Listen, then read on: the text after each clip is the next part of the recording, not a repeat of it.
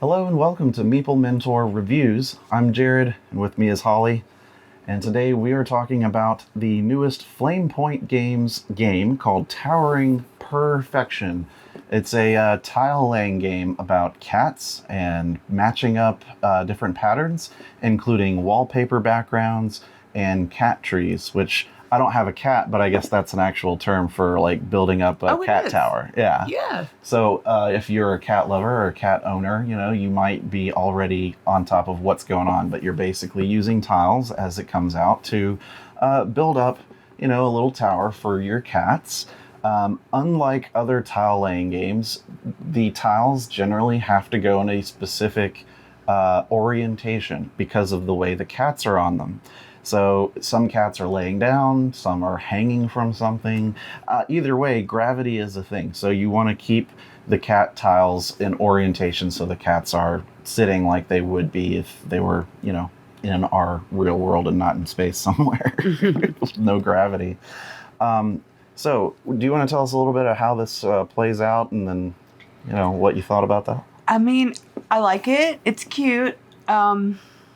It plays very quickly. I didn't expect it. It does say 20 minutes give it its credit, but it almost felt faster than 20 minutes. It did feel faster than 20 minutes. I like the idea that you have to sit the cats specifically in their orientation. Mm-hmm. It can be difficult to match wallpaper that way. Mm-hmm. I thought it was cute. I don't know if I would replay it necessarily that many times, but it was cute. Well, I think first I should caveat this with this is a early review copy of the game. This is like the pre-print production before it hits Kickstarter and all of that stuff. So I know that there weren't the three or was it 4 and 5 player tiles in here. There wasn't a score pad in here. It's not final components either. So we were using just sort of bare bones, playable working components in here, just to get an idea for how it plays out. It did have some mechanisms in it that some of which I thought worked fine, others maybe not as I don't know. For instance, it has this in-game goal during the game to align up your tiles in a pattern to one of the cards that just comes out called the Kittens card. And if you ever make the pattern that's shown on the card, you get to take a single square, like wild token with like a box of kittens on it. And then that can cover up any like blank square space in your tower that you're building and kind of help getting more cats on the board for points and everything. I found that you're trying to match these wallpapers. You're trying to match, connecting cat trees, around. But you're also trying to make these patterns that match this card. And I didn't really ever get the opportunity to ultimately make those patterns. So getting a kitten tile was not ever going to happen for me. Right. What do you think? I don't know if I just wasn't really clear on the instruction of the pattern but it seemed like an impossibility, really. I don't know if it's the one that came out, Maybe. But it just didn't seem feasible. Maybe there should be some more clarification on how some of those cards work or anything, because the rules didn't explain too much, or in detail at all, the kitten cards themselves. It just sort of says match this, and the tiles have like dark bordered squares and then like rectangles, but they also have cats on them. So I'm like, does that mean it has to have a cat in those single squares, or could it be a combination of different tiles? And does that square mean like a separate wallpaper background? Or there were just questions like that where I wasn't even really sure that we were playing it right to match that card. Right. So again, this is an early play. Not a lot of people have been able to start commenting on and clarifying with FAQs on some of this stuff. So we're just kind of working our way through it. But basically you start with like a single tile with your chosen color, and then you build, you can build out and you can build up as long as the upward tiles are over at least one square of a previous thing below it.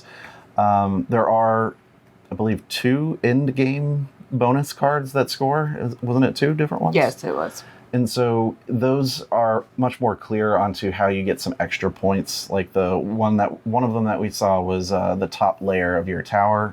So the highest level that you've made, you count however many are in a single stretch, like a single path across, and you get that many like bonus against the chart there. The other one was steps. So any like continuous steps going up without dropping back down. So, there were different things you can work towards during the game, but you're also trying to just match up, again, the backgrounds of things and the cat trees. How did you feel about matching the wallpaper versus the cat trees? The wallpaper, after a certain point, it was difficult to make more matches on the wallpaper, but the cat trees were fun. Mm-hmm. Because they have little diagonal paths and things. Made a cute little design. Mm-hmm. Yeah. So I went more with the wallpaper pattern for my source of the most points, because all of these things score. But I found that it was hard for me to focus on both and do well at both. And so my focus was just getting as many wallpaper patterns to match together for buku points. But my cat trees tend to, go 2 spaces and then stop, and then another 2 spaces and stop. See, I focused on connecting all of the cat trees together, and then what I scored on wallpaper was just happenstance. Right. So maybe that's the better way. It was a very close game. I think you won by like a few points. Just a couple. Yeah. I mean, it was very tight. So it's inconclusive as to which strategy works best. But certainly if you can match them both together in your play. But again, the game is very short. Almost it goes so fast that when you think that you're going to look for a certain tile to try to come out, or you have a place in mind for something, and then there are no more tiles. There's just not enough to really see. You draw from a random stack, deck. It's not like you can choose from any that are face up. It's just what you get. And everyone draws basically at the same time. You keep one that you draw and then pass the second one to the next player. And so then you have to use those 2, the one you picked and the one you get. And then after you place them, then that's it. The next round, draw 2 more. And so that right there, you're only adding so many tiles. You're only making the tower so big. And yet you want it to extend. Like, it's almost like you start thinking of, okay, well, then I'll go this way, and then I'll go up this way, and then the game's over. Yeah. And I don't know, I felt I was a little bit surprised at how fast it was, because it kind of felt like my strategy was not working out as well as I had hoped. Well, you know me, I'm not really a huge fan of extremely random games. Mm-hmm. And I feel, that was fairly random. It is. I mean, it's essentially just what tiles you draw or what cards you draw, that kind of thing, and then having to place them out as they come. There's not really any moving things around afterwards. So just, kind of you go as you go, and if you don't like where it's stacking, you just kind of keep extending it outward. Right. And I don't know, it didn't feel as thematic when you do it that way. Yeah. Because, at some point you want to score, and the other times you want to, like, make a tower. And it's like, well, which way are you going to go for? And are you going to forgo scoring at all? And after a 10, 15-minute game, is it even worth it? Right. And I felt at the end, because it was just a fast play of, to me, a very random experience. I don't know if I would be incentivized to play it again or again and again, or introduce it to a lot of people, unless they really like tile-laying games, they really like fast-playing games, and they really like cats. Right. Unfortunately, that's not really my preferences. So for me, I would give this like a mid-range score, like 6 out of 10 or something. But yeah, I mean, if you like fast-playing, very light tile-laying games, and you like cats, then you would like the game. Kids might be able to handle it pretty well, too. Yeah. It's pretty simple. I will say that and fast. Keep their attention, I guess. It would. There's no, like, text or anything, really. Yeah, it's nothing really.